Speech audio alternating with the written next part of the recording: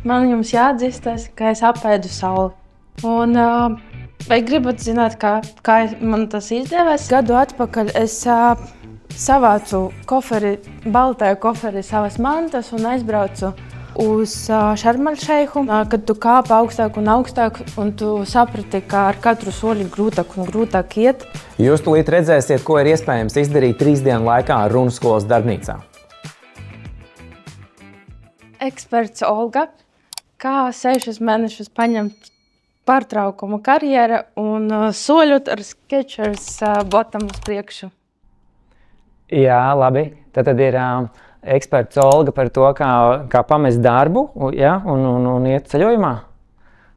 Ne pamest, bet paņemt pārtraukumu karjera. Bet, zini kā, tev nav obligāti tās 10 sekundes jātaisa par to stāstu, ko tu stāstīsi pēc tam. Šis uzdevums ir drīzāk kā tās trenažieris, ko tu dari. Es viņu varēšu uzcināt. Tu gribēji pēc tam tālāk pievienot. Ok, labi. Tad tu gribi uzbūvēt tēlu, ka tu esi eksperte. Tagad ir sajūta, kā drosmīgi pieņemt lēmumu. Ja, tur aiziet prom no darba un darīt to, ko es vēlos. Nav aiziet, bet paņemt pārtraukumu un saprast savu ceļu. Saprast savu ceļu. Ja, piemēram, tu taisītu vizītkarti par eksperti, kura ir atradusi savu ceļu un var parādīt citiem arī ceļu, tad jau tā jau tāda vizītkarte, kas iet uz piču virzienu vairāk.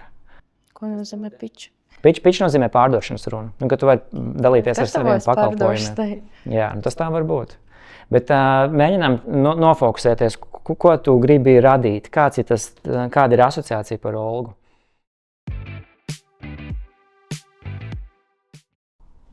Dargi kolēģi, man jums jāatzīstas, ka es apēdu sauli.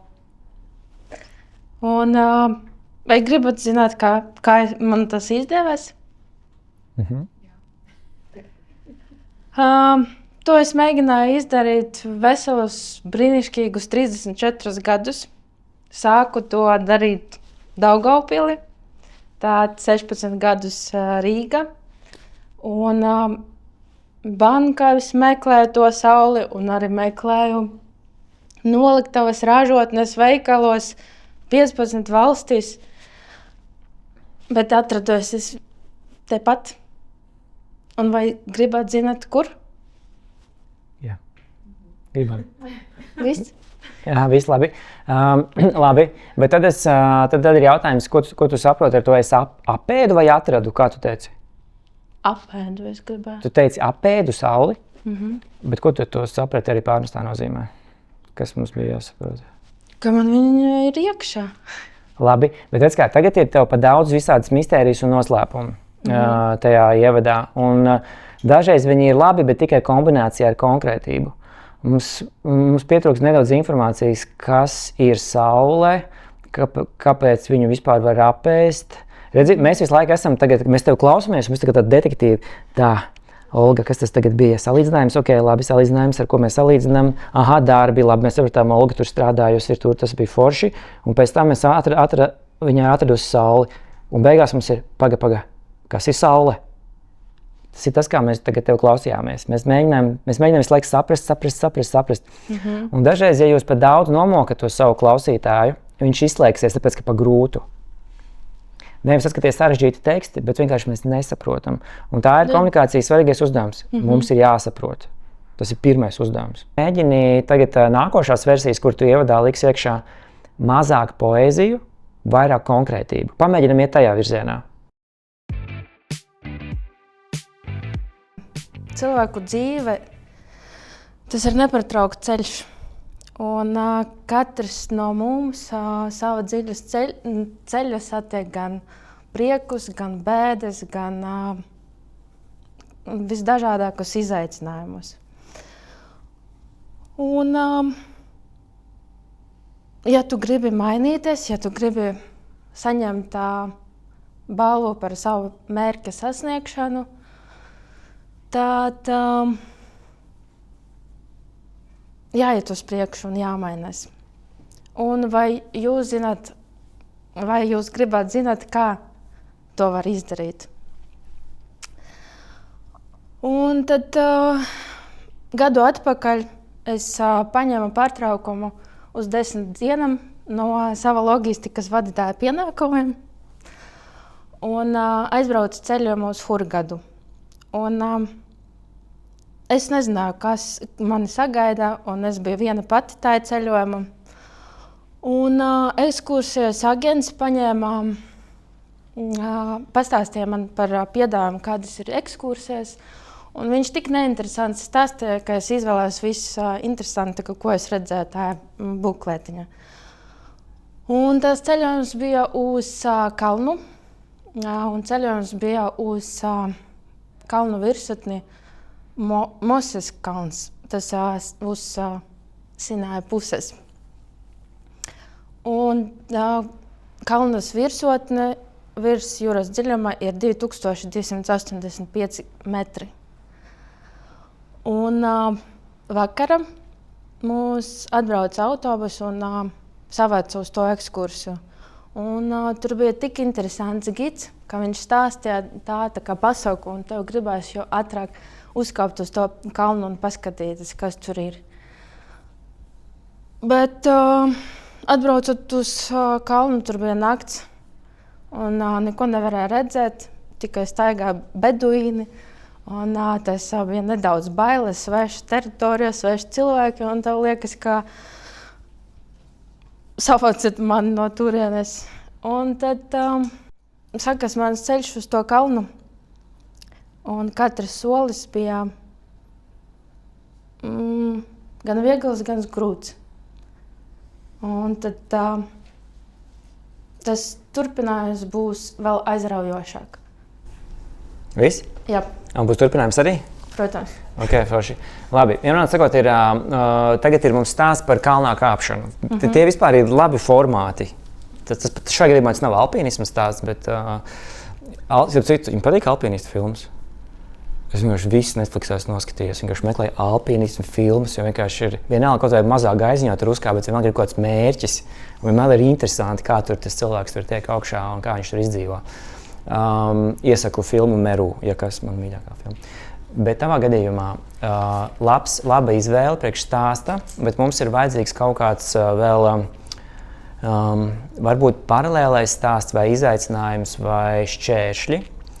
Mums ir vajadzīgas grūtības, jo tā saucas dramaturģija. Mums nedara kā skatītājiem, kad viss ir forši un viegli. Tu teici, gan viegls, gan grūts, bet tev tad man jāapraksta, kas ir tas grūtais, kāpēc ir grūts. Fiziski grūts, mentāli grūts, savādāk mēs nesaprotam, ja tu neizstāsti.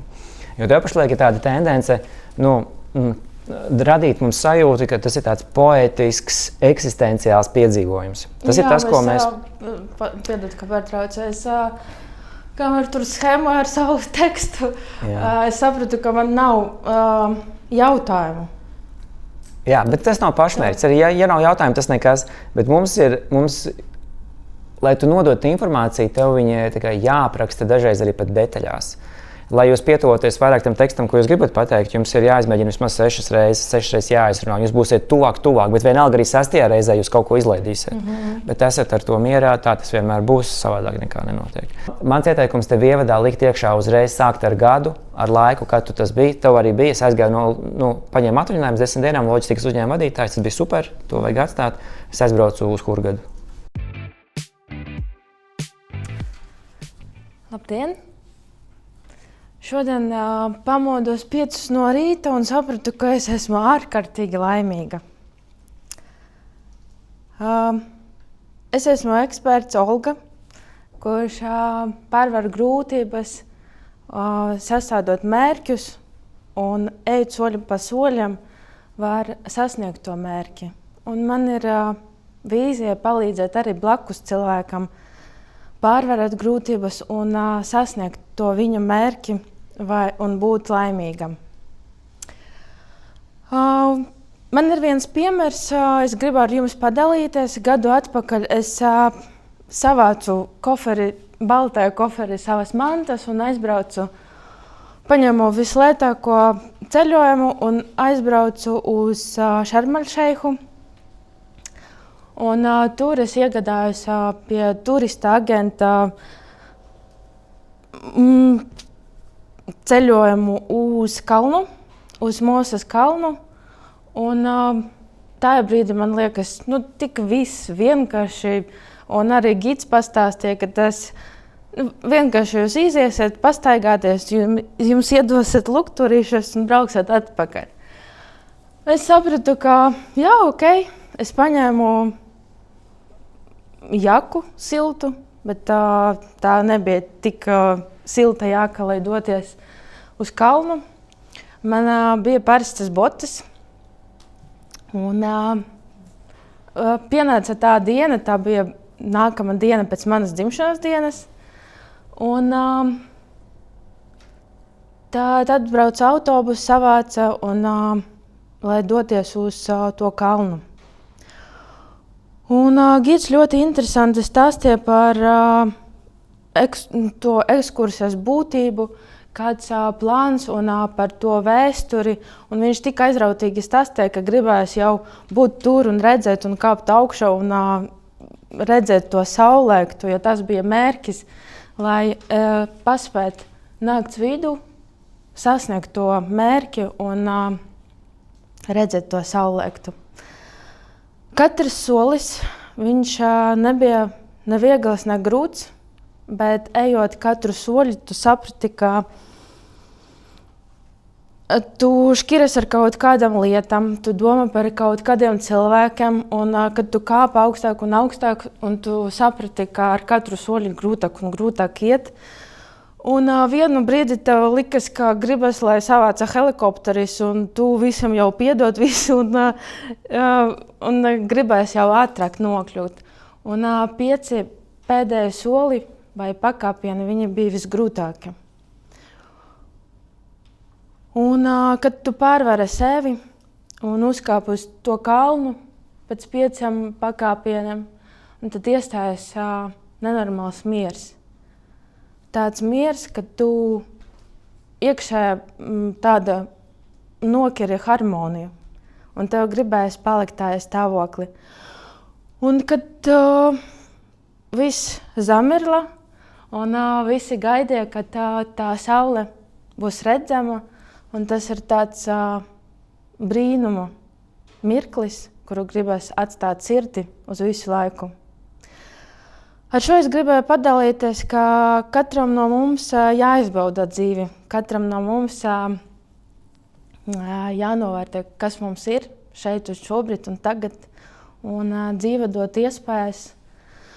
Un ceļojumu ir daudz, un man gribas aicināt jūs uz nākamu manu ceļojumu uz Rodes salu un Taurentiņu ciematiņu, kur vēl ir aizrautīgāk nekā kalna, jo katrs solis, katrs ceļojums, viņš nesēv kaut kādu vērtību.